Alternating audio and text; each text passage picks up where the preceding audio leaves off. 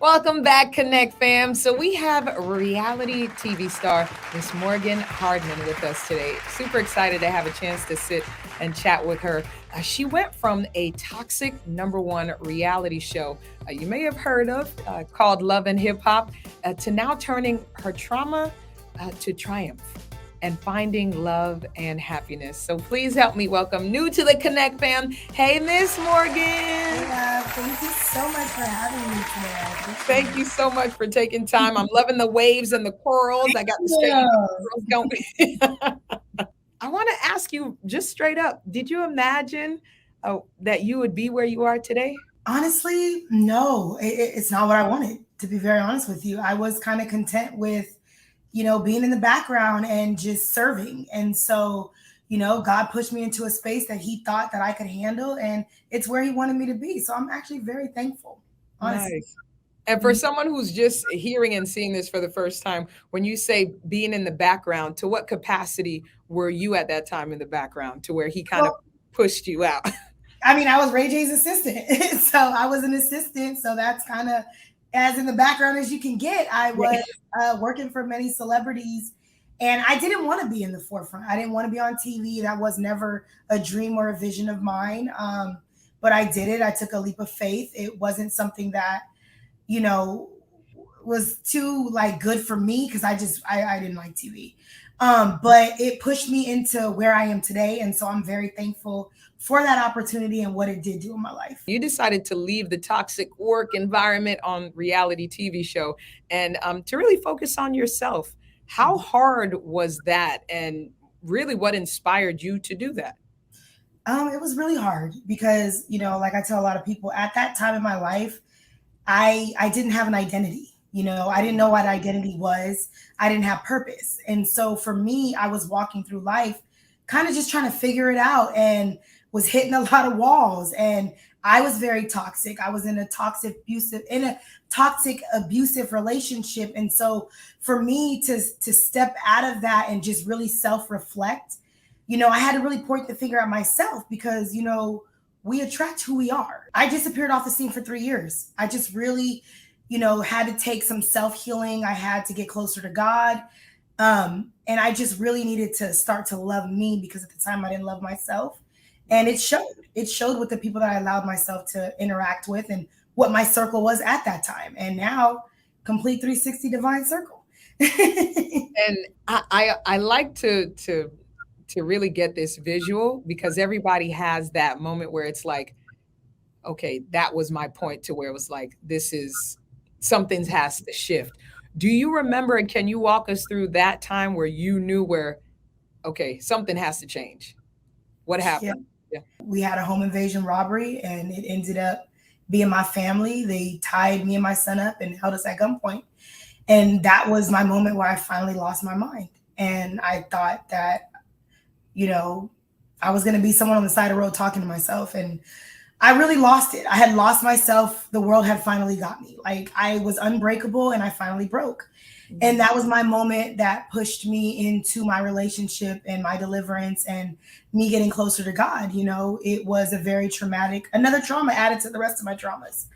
But I used that pain and turned it into purpose. I used that pain and turned my victim mentality into the hero mentality. Wow. And, I want to save as many lives as I can. And so that's really where that comes from. I applaud you for that because it really takes a lot of strength and it takes a lot of, like you said, self reflection to stop and want to take what you've gone through to help somebody else. So thank you for being on that journey of healing and wanting to heal others. And speaking of healing, and you talked about trauma as well. Um, you go on this healing journey, unpacking trauma. What are the most transformational things you learned on this journey? If you're okay to share. Yeah, of course. Thank Like I was telling you earlier, purpose, self pity, self doubt, just, tearing myself up where it was like, wait a minute, I don't have identity. I don't love myself. I don't believe in myself. Okay, we got to start with self. you. Nice. Because before I always wanted to go heal and help other women, but I can't do that if I'm not even healed myself. I'm just going to be another, I'm going to be another energy sucker on someone else. That's all it is. It's fake. And so I first had to heal. I had to forgive where all my pain came from. And I mean, all the way back to childhood. Because forgiveness is not for the other person, it's for you. You truly cannot heal and you cannot be set free until you forgive. It's not for them, it's for you. We have a thing on the show. We don't clap. We just bam, bam, bam, bam, bam. So I saw you do that. I was like, if you see me doing that, then this is my clap and this is my amen for you. I love it. But speaking of mental health, where did this passion come from for mental health for you? A lot of people don't know, but I was born a drug addicted baby, and my mom was on heroin while she was pregnant with me. And so growing up, I was on a lot of medications. I was in a lot of hospitals. I was in a lot of foster homes and group homes. And so when I got out of those homes, I just took myself off the medication and I just went through life. And so for me, I take it very serious because a lot of people play around with that. But the thing is that you really don't know what someone else is going through. You really, truly don't know what a trigger for someone is. It could be a smell, it could be a place, it could be a person, it could be anything. And so when you see people like that, you should more so react like, dang, I wonder what they've been through. Hey, I feel you.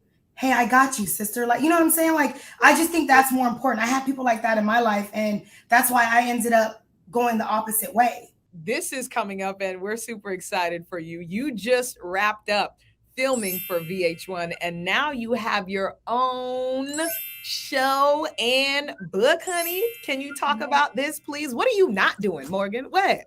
Sleeping. Not sleeping. We are getting ready to, we're wrapping it up. It's almost done.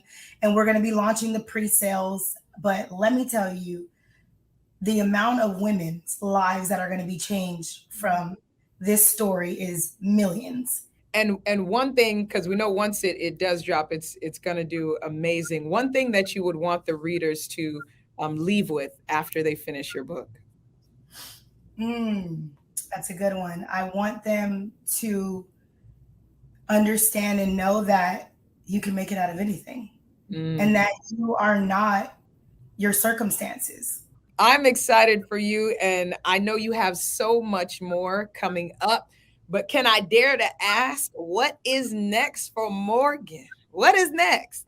More of Divine Circle. I am jumping back on VH1. So I have that. And then, obviously my book, Hidden Scars, is going to be coming out very soon. And then me and my husband, we have a huge financial literacy company where we've helped thousands of people become 6- and 7-figure income earners and help them get into home ownership. So that's really our mission, is to help as many people become financially free. A true servant at heart. Morgan, please tell our Connect fam where they can connect with you and find more all about you. Absolutely. So you can listen to Divine Circle on Apple Podcasts as well as Spotify and YouTube. And then you can follow me on Instagram at Morgan Hardman, and my website is morganhardman.com. Thank you. All I got to say is Morgan, Morgan, Morgan. We're rooting for you. Thank you, guys. I appreciate it.